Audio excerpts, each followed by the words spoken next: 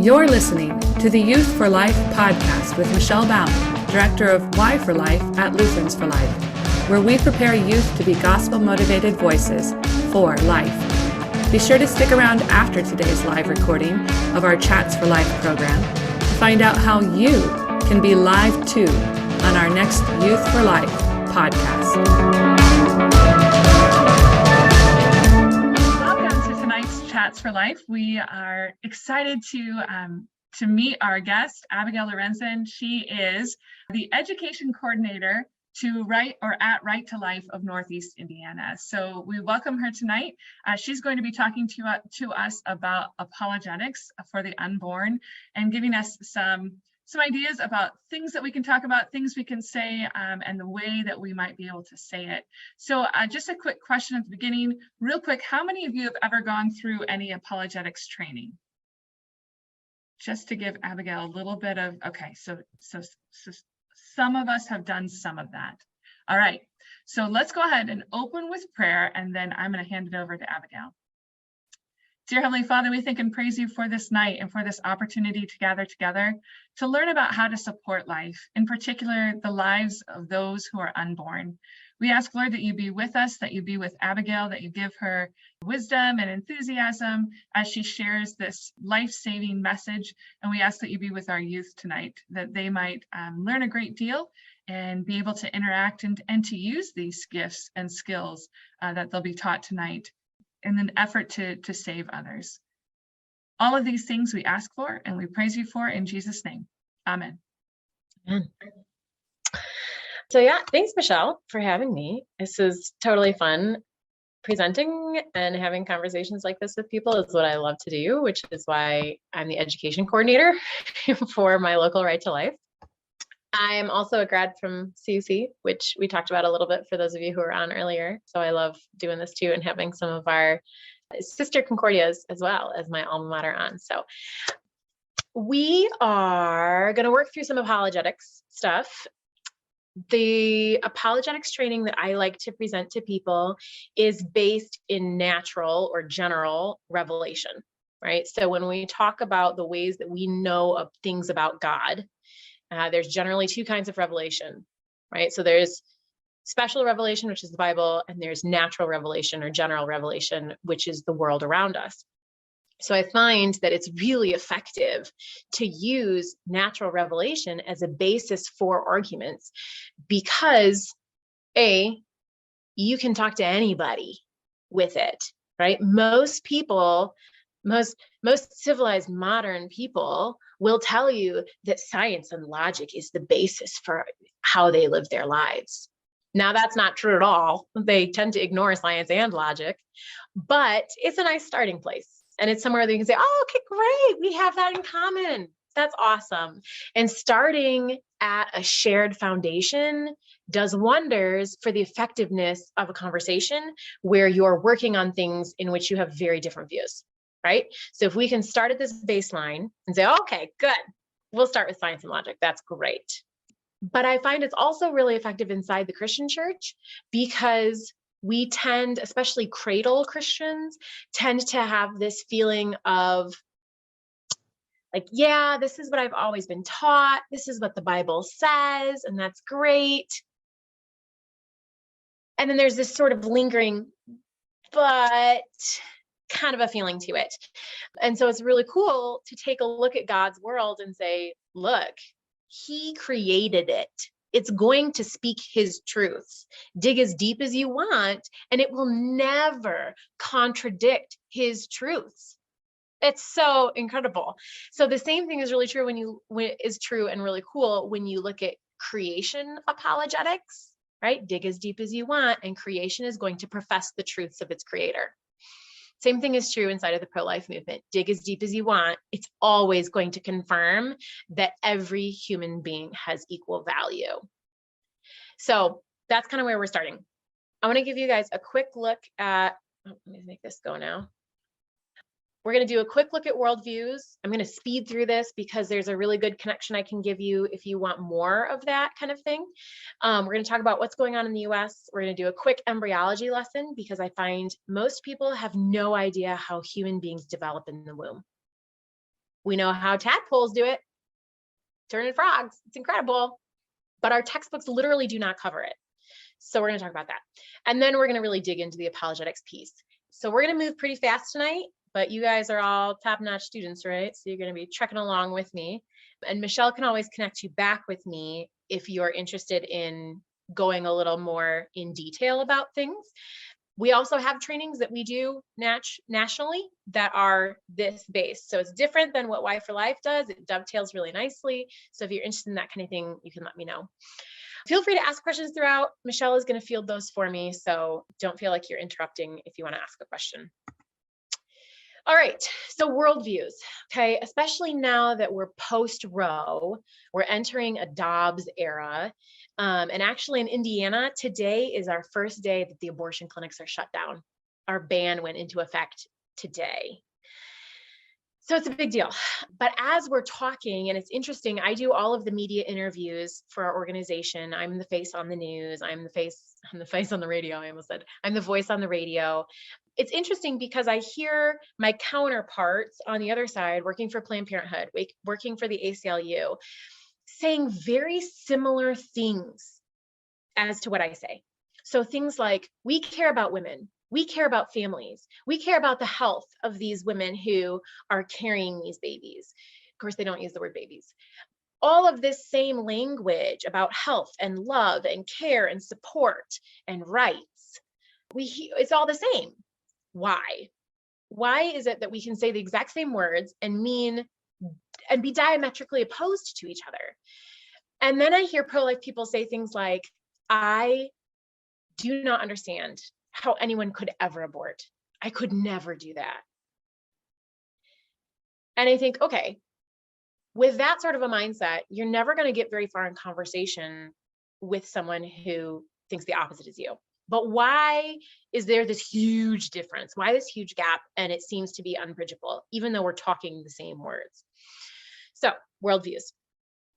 Dr. Eschelbach, who used to teach at Concordia Chicago, now teaches at Concordia University Irvine, came up with these models. And I think they're really cool and very illustrative of what's going on in the US and really in the world. So a lot of people look at worldviews as sort of camps, right? So some people are in this worldview, some people are in this worldview. I like these because we live in both worldviews. We operate out of both worldviews that I'm going to show you.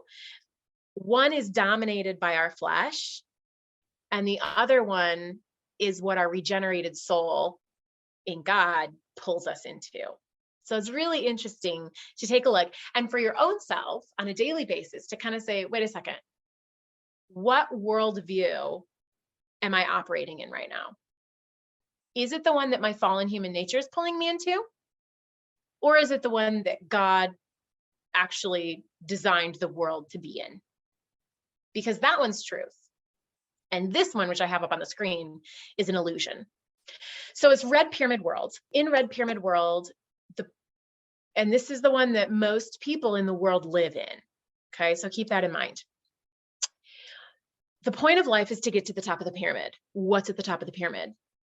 Happiness, right? For how many people is happiness the goal of life? I have a 4-year-old, and just today we were having a conversation about why I wouldn't give her the things that she wanted to be happy. No kidding. I couldn't have written the dialogue better.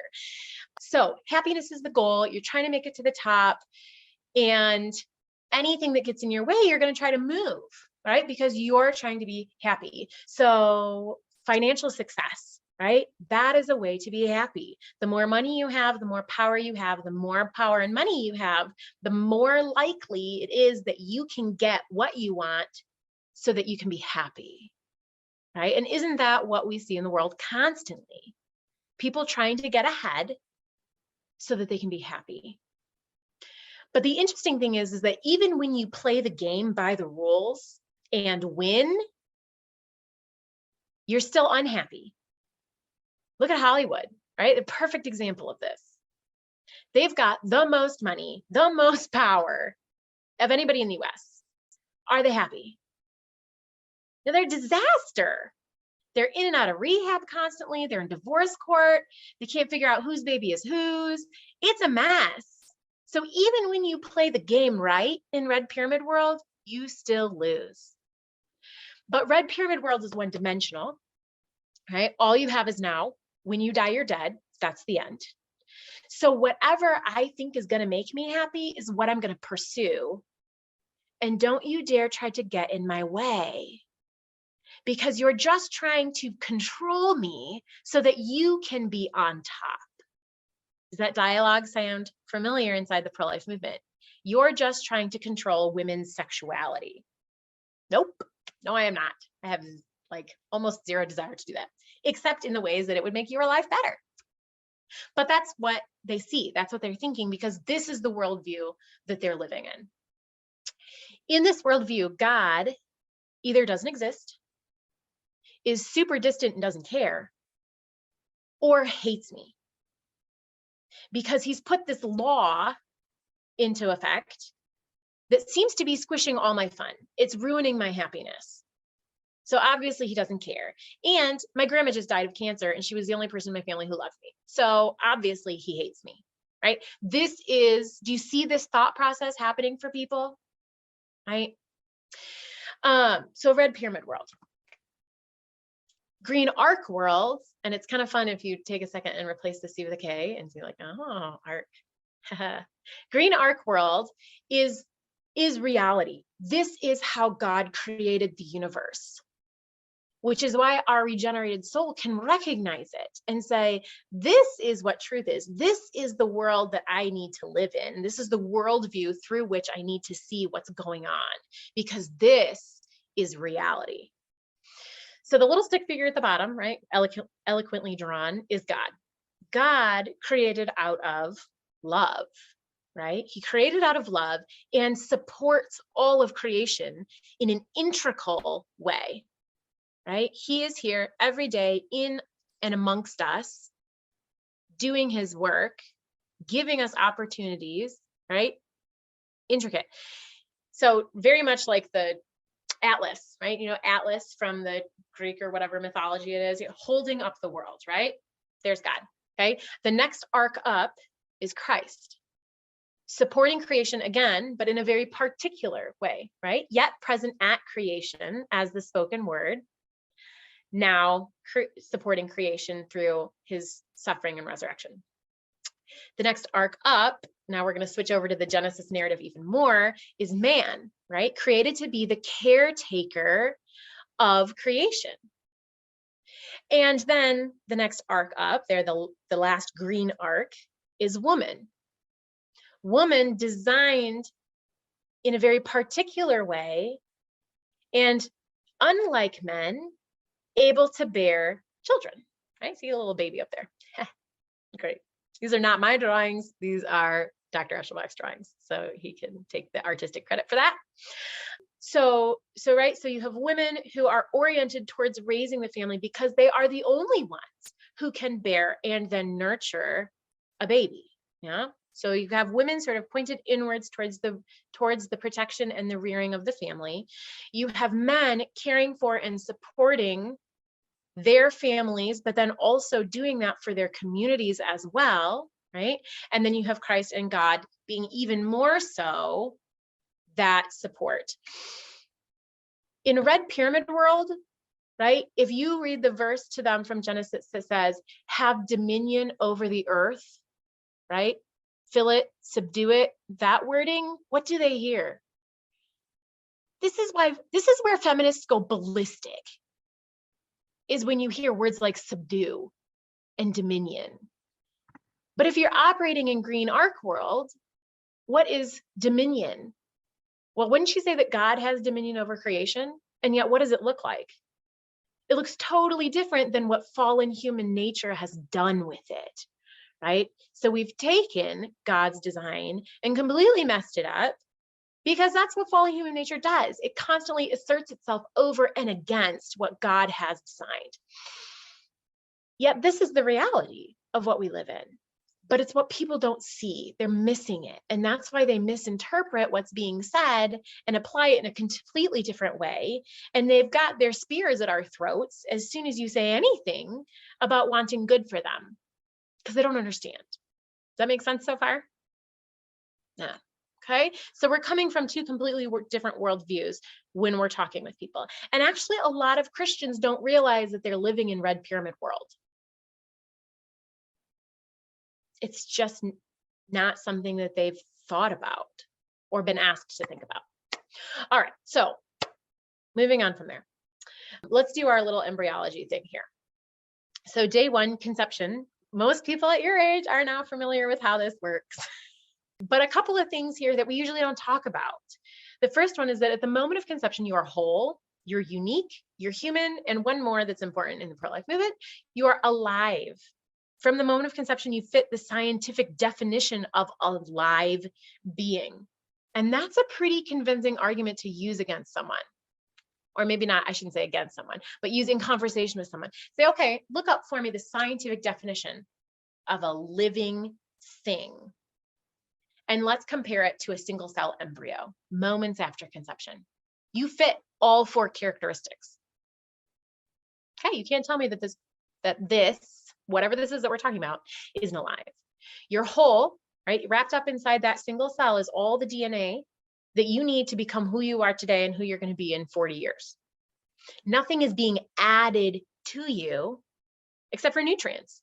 And we all add nutrients every day. I'm not becoming more of a human every time I eat, right? So, okay, so you're whole. You're unique, yeah, except for in the case of identical twins. Everybody has their own unique DNA. Throughout the history of the universe, you're completely unique. It's so cool. But even when we have identical twins, are they the same? Right? Anybody know a set of identical twins? Even when you have the exact same DNA as someone else, you are completely unique from them. So whole, unique, human, and alive. Somewhere between day 16 and 21, you get a heartbeat. We're not sure exactly where it starts because we don't have the technology that's able to detect it at its earliest. So we pick it up somewhere around 21 days, but we have reason to believe it's earlier. By 5 weeks, you've got fingers and you have eyes. By 6 weeks, you have brain waves. By 7 weeks, those brain waves are telling your muscles to move. You have spontaneous movement because of that. And by 8 weeks, you have all your pieces and parts. You just need to mature, right? So you have tiny little lungs, but they're not ready to disperse oxygen through your body. They need time to mature. 8 weeks is not a real long time, is it, for all that stuff to appear? So cool. This is what you look like at 6 weeks old. In case you haven't seen a picture of yourself at that age, this is what you look like.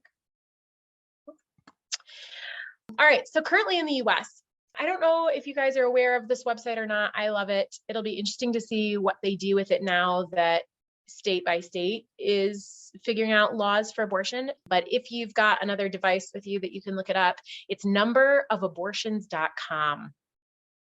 This is where I get this top statistic from. So I have not updated this top statistic in a little bit.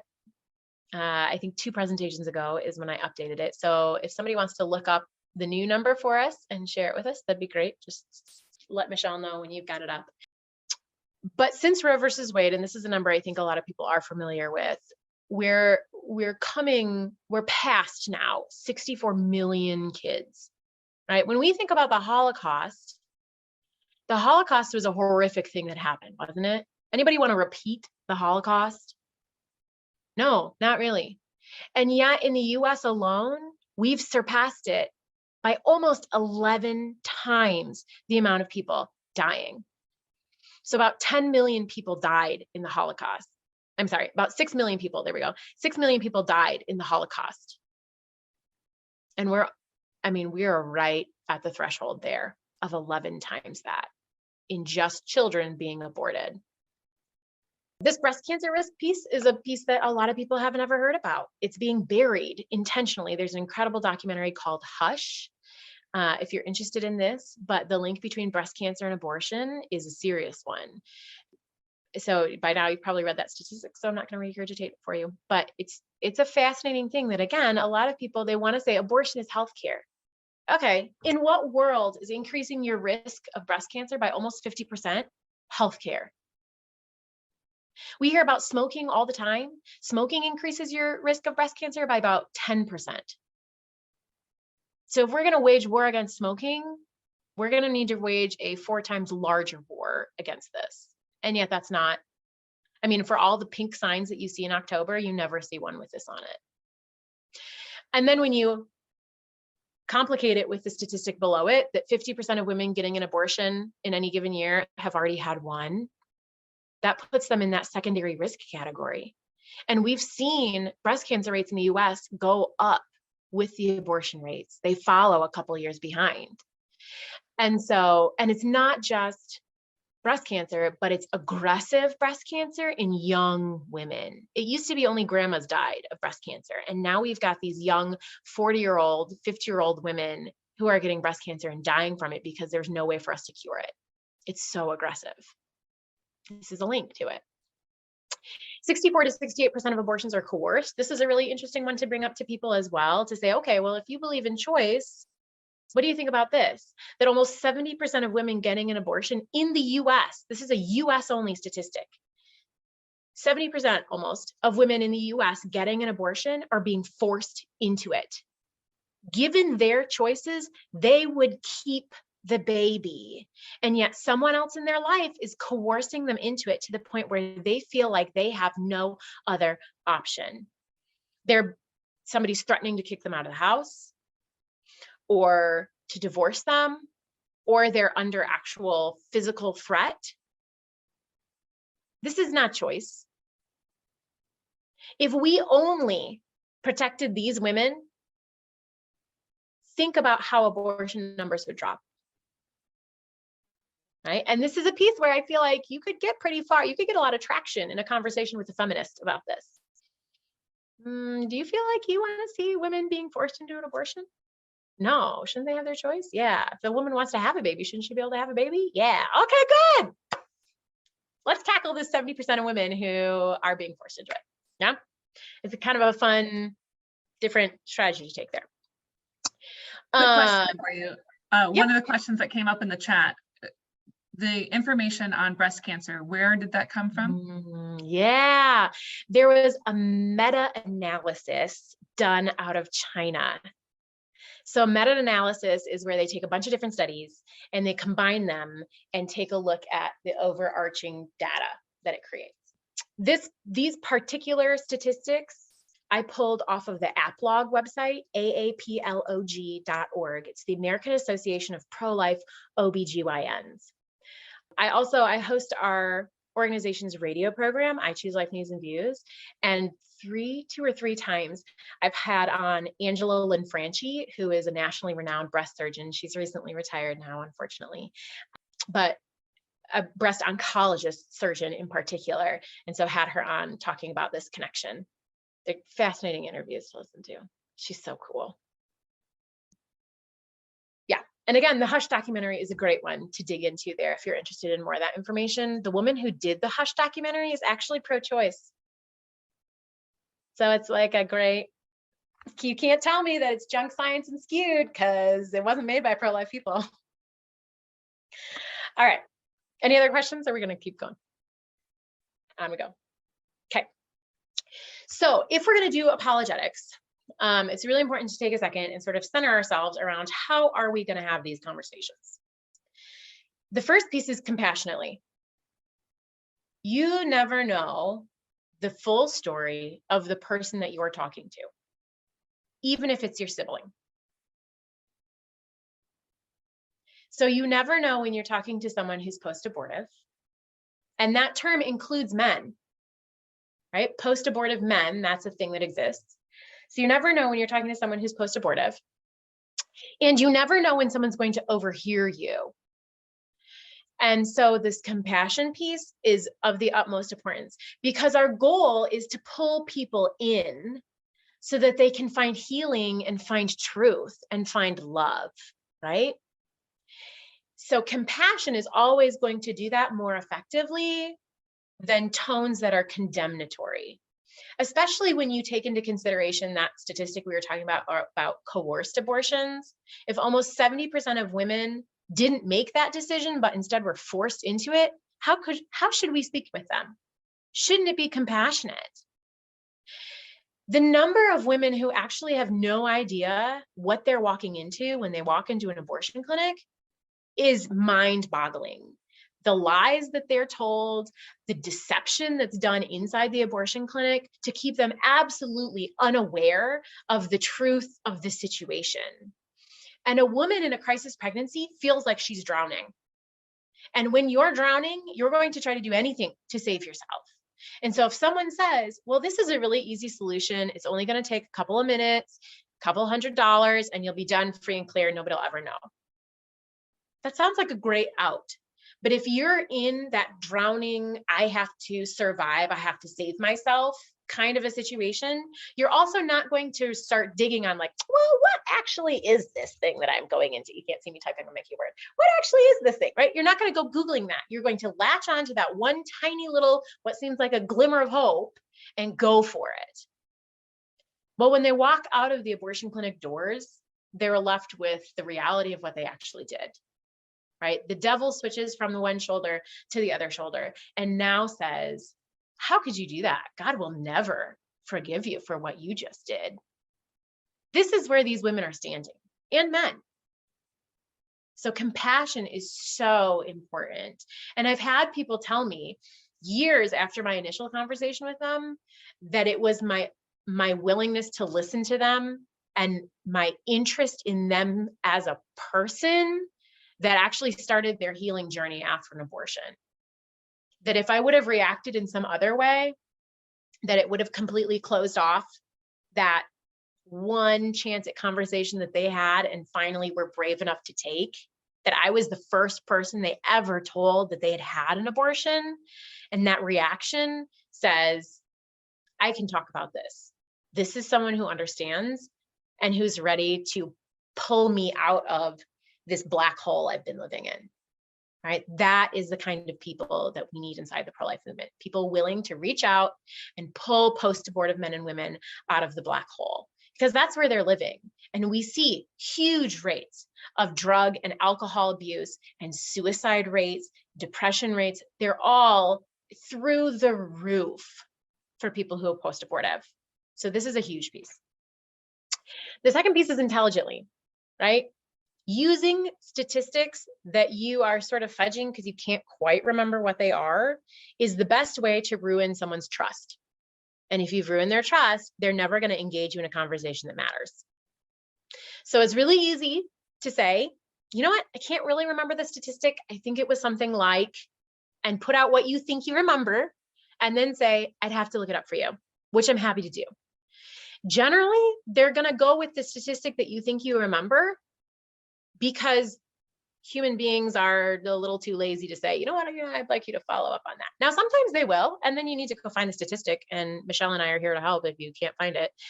But fudging a number is never going to help, and it's going to ruin the relationship if they fact check you. And using a common baseline we talked about before, right? Science and logic is really handy for people who don't give a lick what God says. All right, so here's our syllogism that we're going to work from, right? If you're an algebra person, it's our theorem. If A is true and B is true, then C must be true. So killing an innocent human being is wrong. Yes, thank you. Abortion kills a preborn human. Therefore, abortion is morally wrong. Now, there's one word that needs to be added to the B point on here, and that is the word intentionally. Abortion intentionally kills a preborn human, because there are other situations in which a fetus dies, right? But those are not abortions. In fact, I've had women who have miscarried and they see the medical term spontaneous abortion. That's the medical term for a miscarriage. They see it on their chart and they freak out. They call me in tears and they're like, what are they talking about? And you have to sort of talk them down, right? It was not intentional. A miscarriage is no fault of yours. Yeah. So that intentionality piece makes a big difference. Okay. All right. So let's talk about value here for a minute, and equality, because pretty much every argument in favor of abortion is based somehow in a value judgment, right? The most common one being, because mom is fill in the blank, therefore she should have the right to decide whether or not she continues the pregnancy or terminates. AKA whether or not she kills the baby. Yeah, that's a value judgment. You're saying that that mom, for whatever reason, has more value than that baby, and therefore deserves more protection, more rights. Huh? So let's talk about equality. Equality is a huge topic right now in the US, isn't it? So this is a fun one to tap into. People love to talk about equality. Okay, good. What's human equality based on? Now, usually when I'm doing live, like classroom presentations with this, I love to have people tell me, what is human equality based on? And most of the time, it takes a long time for people to come up with an answer. But for the sake of time tonight, and because you're on Zoom and I can't see your hands and stuff like that, what is human equality based on? Human equality, and again, we're talking in terms of natural revelation, right, versus the Bible, because you can do this whole thing, this whole conversation from the Bible too, and have it be very effective. But again, right, this is for if you're talking to a Hindu or something like that, okay? What's human equality based on? Human equality has to be based on the only thing that we all have and have in equal measure. It's something that cannot be taken away from you or imbued to you by someone else. You have it intrinsically, and that is your humanity. Humanness is the only thing that we all share equally. Every single other thing about us varies, right? IQ, height, weight, talents, abilities, blah, blah, blah, blah, blah, blah, blah. You can go on forever. And if you look at the history of the world, you can see very clearly every time someone tried to base human value on something other than humanness, right? Every time that happens, we get genocide. The Holocaust, the Rwandan genocide, slavery in our own country, right? It's so very clear and obvious how this works.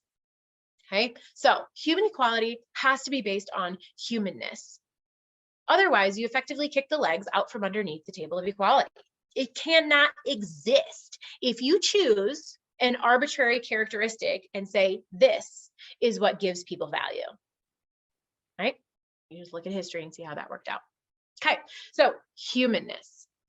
And thanks to our embryology lesson, we already established that that single cell embryo is human. They've got human DNA. They cannot be anything else.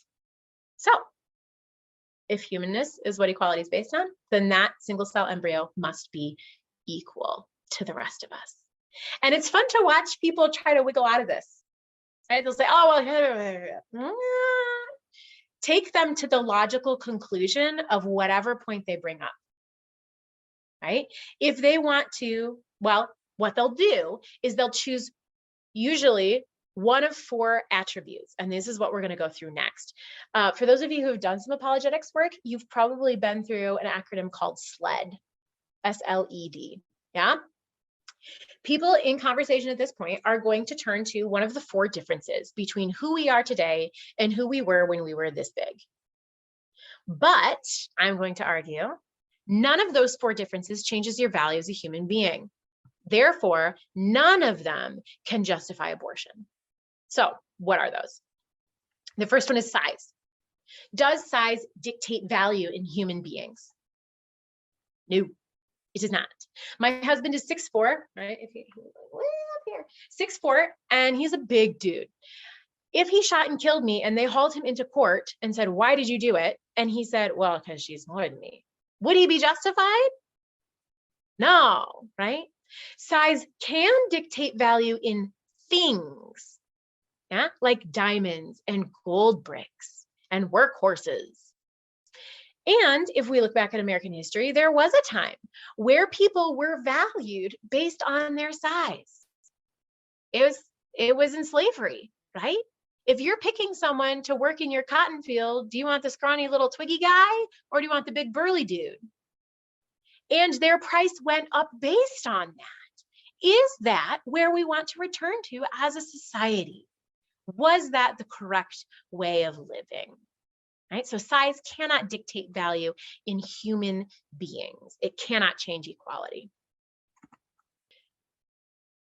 Second, right? So SL, S-L-E-D, SL is level of development. It's kind of cheating because it's got a D in it, but okay. So level of development, right? when you're this big, you're obviously at a very different level of development than where you are today. Does that change your value? Okay. This is where we bring in another strategy. We're going to layer it on top. It's called trot out the toddler. And this is really handy when I bring my babies with me to my presentations, because I have 2 babies. They've grown up now, but I used to wear them during my presentations because they came to work with me. Okay. So imagine I have my baby with me. Okay. Tom is my youngest. He's 1. Tom is less developed than I am, right? Does that change his value as a human being? Can I kill him and be justified in it because he's less developed? Right? No. But if I can't justify killing the toddler, then I can't justify killing the fetus, because there is no significant moral difference between the 2 of them. Okay? So that's trot out the toddler sort of layered on top of this SLED acronym we're going through. But you can also talk about, okay, what about people who are developmentally disabled? Are they less valuable? Are they unequal to the rest of us? To the extent that their parents would be justified in killing them. Right? Again, in a society that's supposed to be woke, that is a hard one for someone to back out of. Huh? The next one is E for environment, right? People who are this small are in a very particular environment. Why? Because it is the only place in which you can survive. Does it make sense to target people claiming that they're less valuable because they're in the only environment in which they can survive? Think about people in the intensive care unit of the hospital. They're there because they cannot survive outside of the hospital. Are they less valuable? Can I kill them and be justified in it?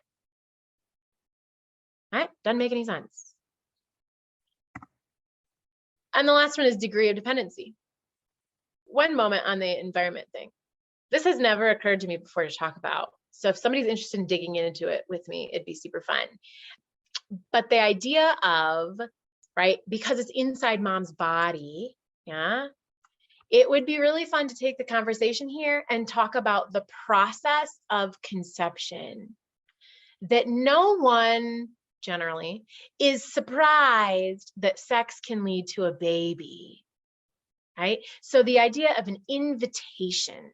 Yes, they're in mom's body. Why? Because they were invited in by an act. It's interesting. Okay, degree of dependency. Degree of dependency works like this. And we hear this argument a lot. Because baby's dependent on mom, therefore mom should get to decide. Does that hold up? No. Think about our laws in the US that actually protect people who are called dependents. Huh? Until you're 18 years old, you are considered a dependent. You have a right to be taken care of by your parents. And that right gets stronger the younger you are. So shouldn't the youngest of us have the strongest claim to that right, not the weakest? Huh? Interesting how that goes.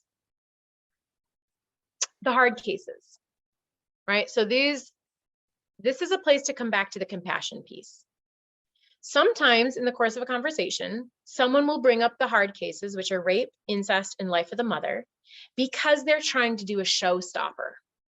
They're trying to stump you, right? They want you to shut up, and they think that this is the way to do it.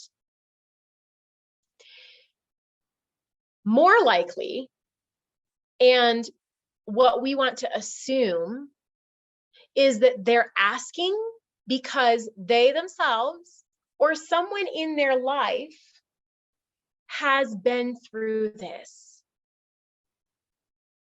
And if we assume that it's the second scenario and not the first, doesn't that change our approach to the situation? Huh?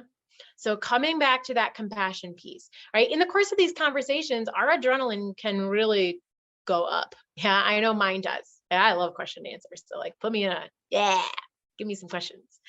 But I start to lose track of who it is that I'm talking to. I get really excited about the answers and then bulldoze the person I'm talking to. That's not helpful. Yeah? So who are we talking to? Let's make sure that we're actually focusing in on them and not just focusing on coming up with the best answer for their questions, right? We don't want to bulldoze someone. That's not helpful.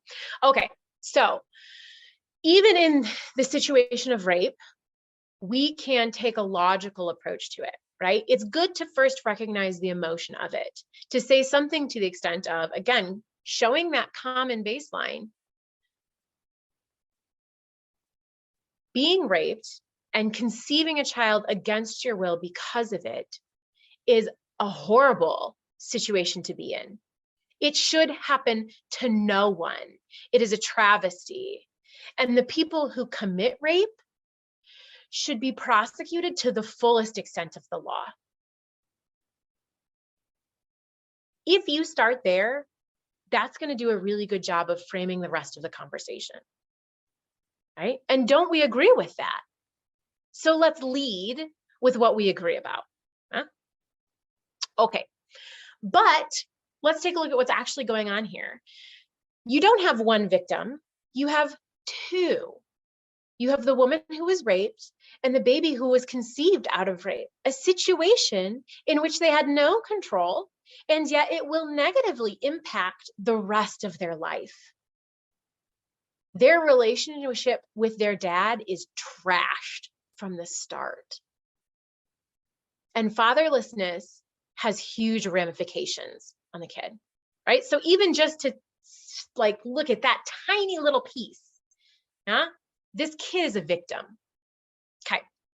So do we want to punish an innocent victim for the crimes of a rapist father? Do we throw kids in jail if their dad robs a bank?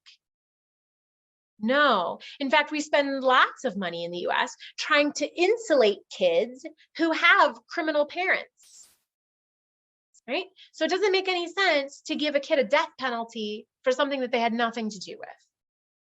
Huh? This is what's going on.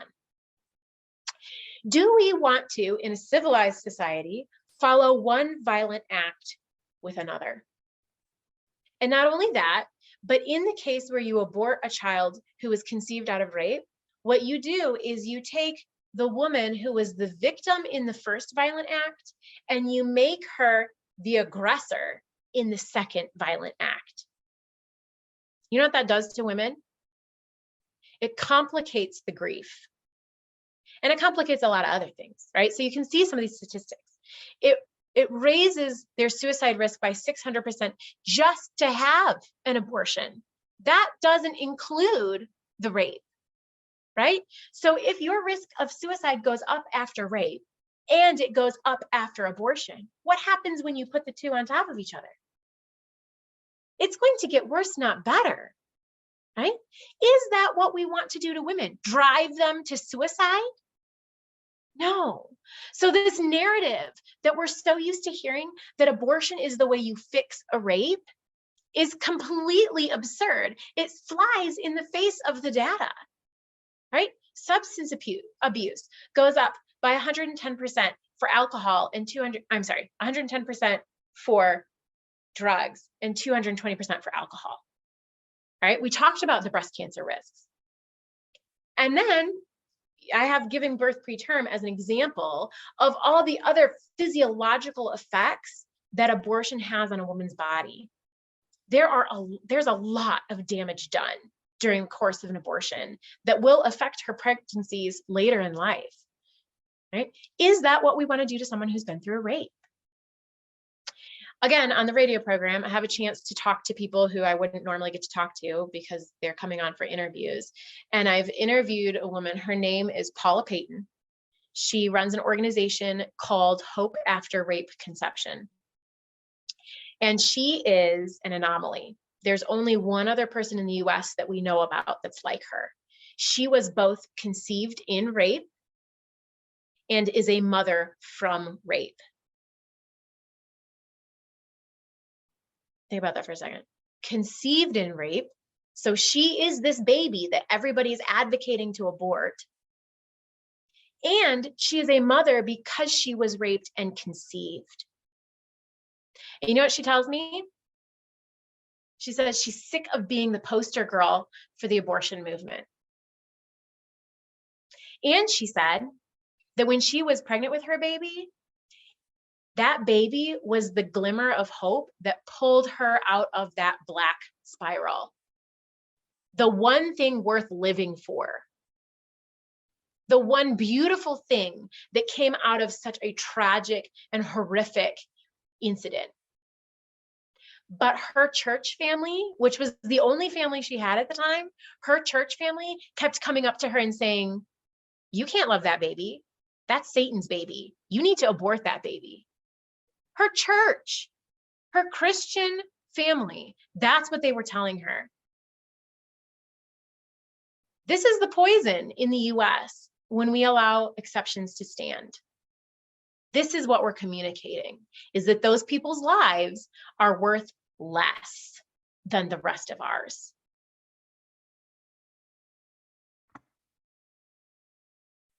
Life of the mother, okay?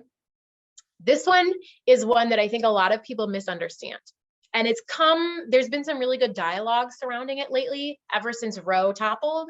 But in case you've not heard it before, there is never a situation in which you have to intentionally kill the child in order to save mom's life.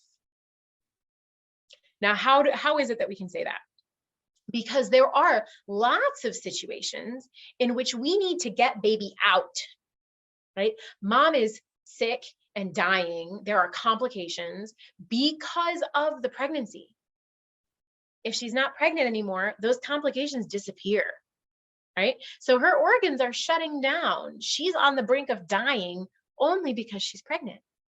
So what do? Well, we don't need to abort. What we need to do is get baby out. But there is a way to do that without intentionally killing them first. See the difference there? Okay. The intentionality piece is also really important in this. What about an ectopic pregnancy? Okay. So when baby gets lodged in the fallopian tubes are not meant to expand.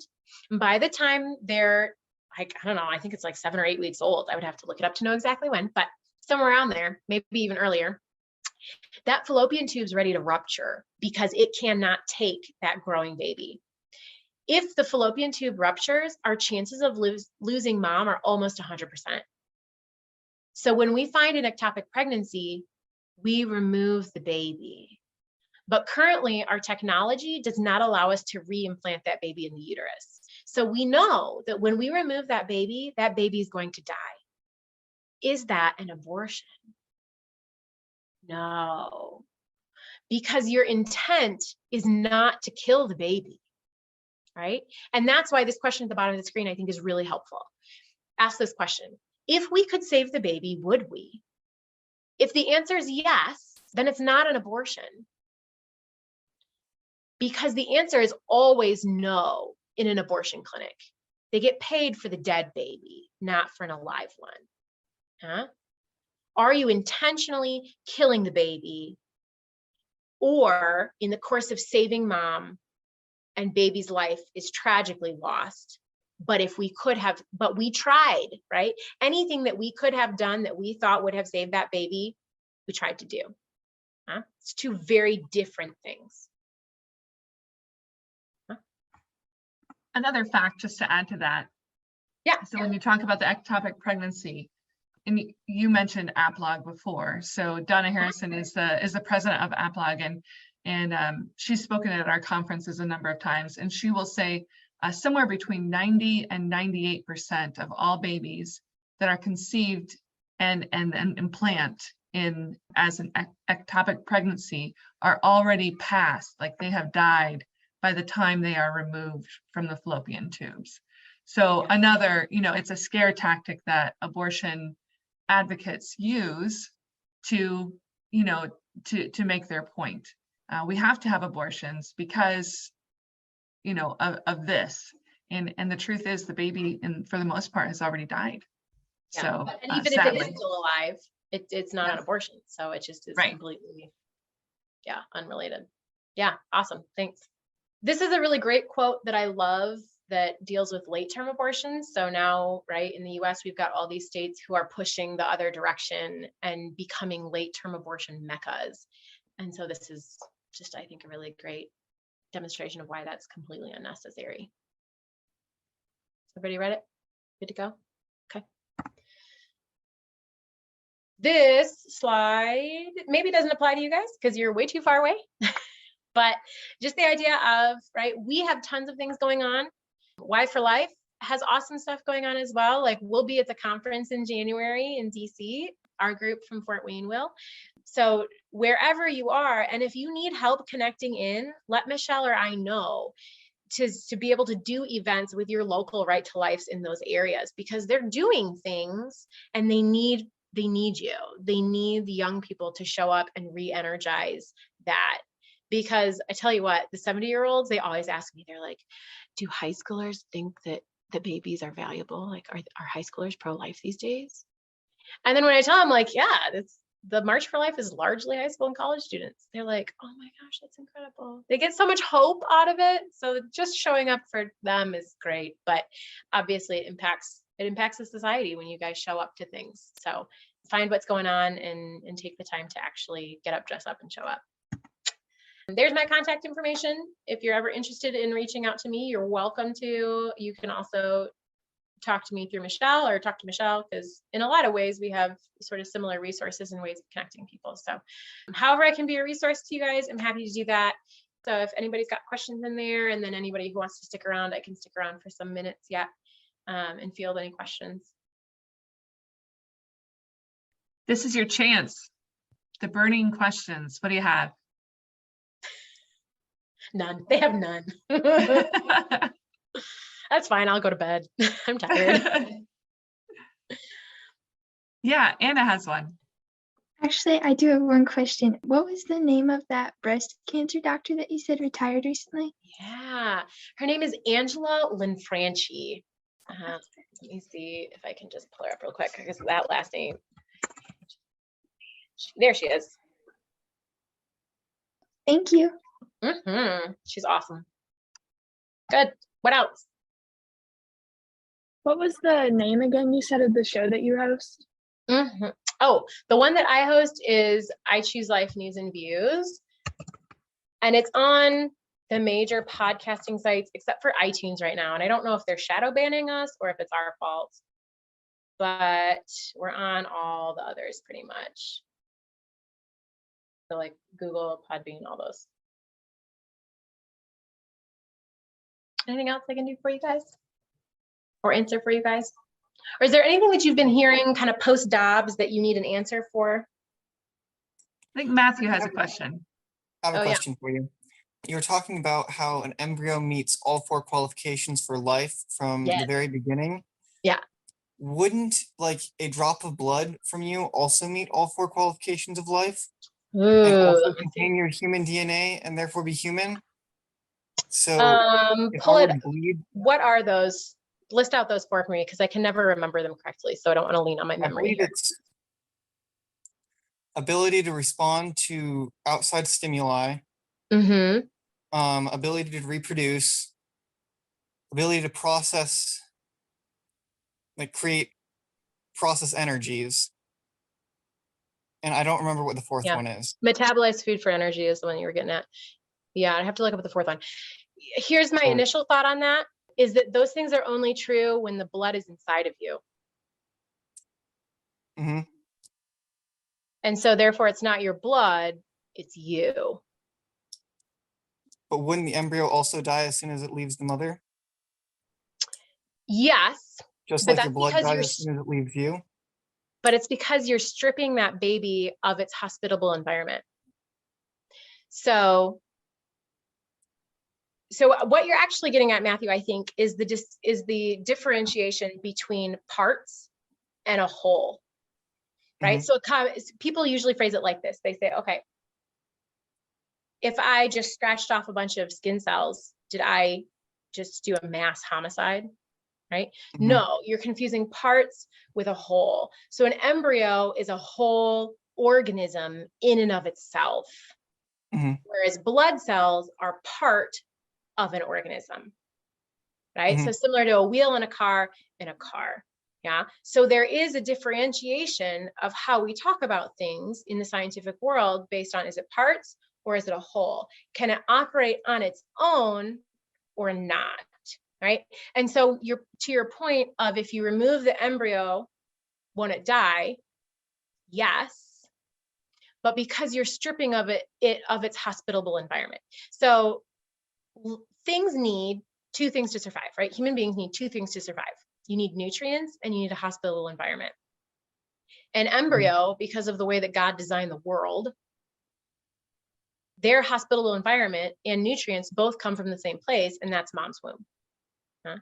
If you strip anyone of their nutrients and hospitable environment, they'll die. So pointing that out about an embryo doesn't change the equality factor or the living factor. Now, the way that you argue how blood cells react when you change their environment, I think maybe gets a little nuanced for my science degree, which I don't have one of. But ultimately, that comes back to the parts versus whole conversation. Mhm. Does that make sense? Yeah. So the big difference would be your blood cell still shares your DNA, whereas Right. the embryo has its own unique DNA. Sure. Yeah, that's a great way to frame it. So to build on that question, there has been a movement to include 7 characteristics of life rather than 3 or 4, right? Cool. And so, yeah, so in a new lesson plan for life, we talk about that. That'll be something that we publish within the next week or two. But so the 7 characteristics of life are responsiveness to the environment, right? So we've got that with an embryo. Growth and change. Okay. Again, we have that with an embryo. Ability to reproduce. Mhm. We have that obviously with the cells Right. that are, and again, later in life with maturity, we have addition of other opportunities to reproduce. Have a metabolism and breathe.